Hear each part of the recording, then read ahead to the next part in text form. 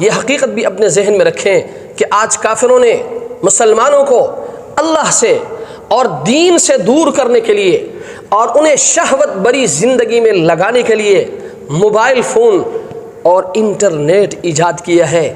یہ آج کے دور کا سب سے بڑا فتنہ ہے۔ اللہ کی قسم، آج کل موبائل فون اور انٹرنیٹ آج کے دور کا سب سے بڑا فتنہ ہے۔ اس فتنے سے بچنا بہت مشکل ہے۔ اس فتنے سے کیسے بچیں گے؟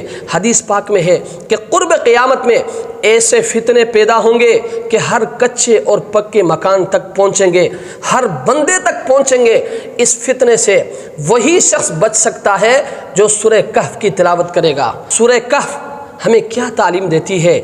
جب ہم سورہ کہف کو پڑھیں گے تو اس میں ایک واقعہ نظر آتا ہے۔ چند نوجوان تھے، انہم فتیۃ آمنوا بربہم وزدناہم ہدی۔ انہوں نے اپنے ایمان کو بچانے کے لیے اور وقت کے بادشاہ کے ظلم و ستم سے بچنے کے لیے اللہ کی طرف نکل پڑے۔ اللہ تبارک و تعالیٰ نے ان کو ایک غار میں سلا دیا۔